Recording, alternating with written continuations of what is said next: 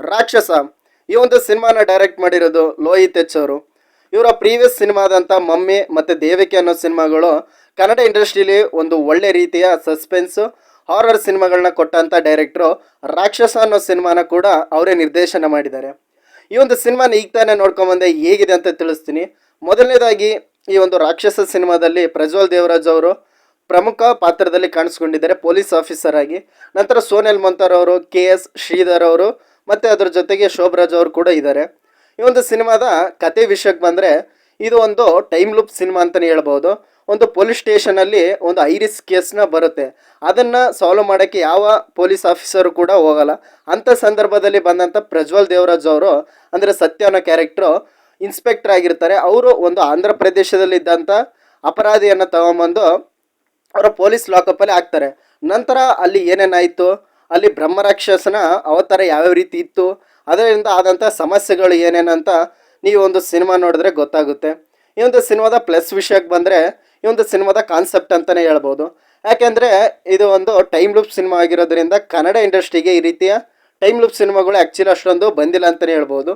ಇದು ಒಂದು ರೀತಿ ಹೊಸ ರೀತಿಯ ಪ್ರಯತ್ನ ಕೂಡ ಆಗಿತ್ತು ಅಂತಲೇ ಹೇಳ್ಬೋದು. ಮತ್ತು ಆರ್ ಎಲಿಮೆಂಟ್ ಕೂಡ ತುಂಬ ಚೆನ್ನಾಗಿದೆ. ಕೆಲವೊಂದು ಕಡೆ ಕಲರ್ ಗ್ರೇಡಿಂಗ್ ಕೂಡ ಇಷ್ಟ ಆಗುತ್ತೆ ಆ ಒಂದು ಫ್ರೇಮ್ಗಳು.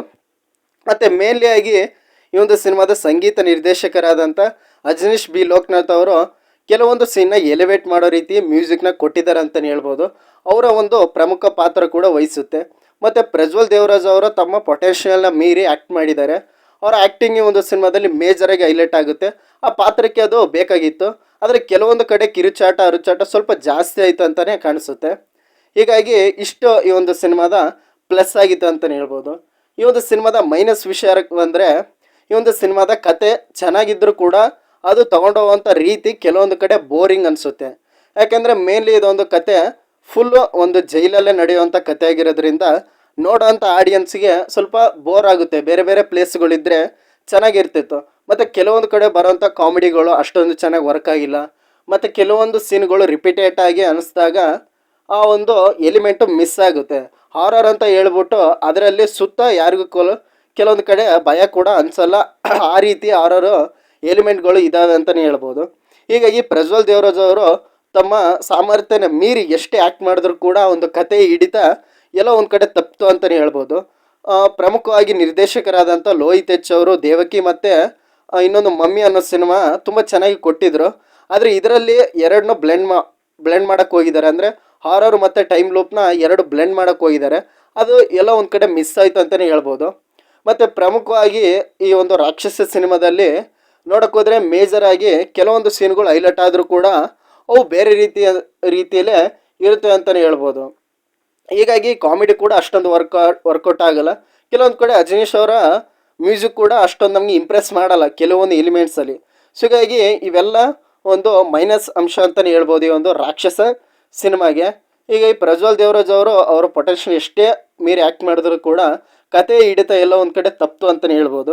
ಹೀಗಾಗಿ ನೋಡೋವಂಥ ಆಡಿಯನ್ಸ್ಗೆ ಬೋರ್ ಆಗುತ್ತೆ. ಇಷ್ಟೇ ಯಾಕೆ ಅಂತ ಕೆಲವೊಂದು ಅನಿಸುತ್ತೆ.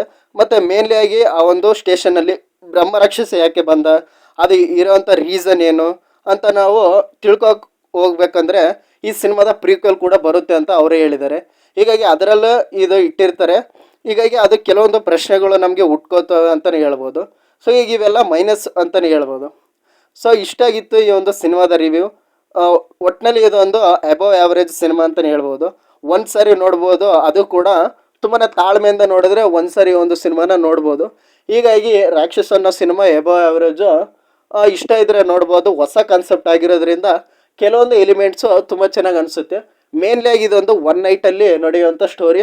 ಹಾಗೆ ಒಂದೇ ಒಂದು ಪೊಲೀಸ್ ಸ್ಟೇಷನಲ್ಲಿ ಮೇನ್ಲಿ ಆಗಿ ಹಂಗೆ ಪ್ರಜ್ವಲ್ ದೇವರಾಜ್ ಅವರ ಸುತ್ತ ಕ್ಯಾರೆಕ್ಟರೈಸೇಷನಲ್ಲಿ ನಡೆಯುವಂಥ ಸ್ಟೋರಿ ಆಗಿರೋದ್ರಿಂದ ಕೆಲವ್ರಿಗೆ ಇಷ್ಟ ಆಗ್ಬೋದು, ಕೆಲವ್ರಿಗೆ ಕಷ್ಟ ಕೂಡ ಆಗ್ಬೋದು.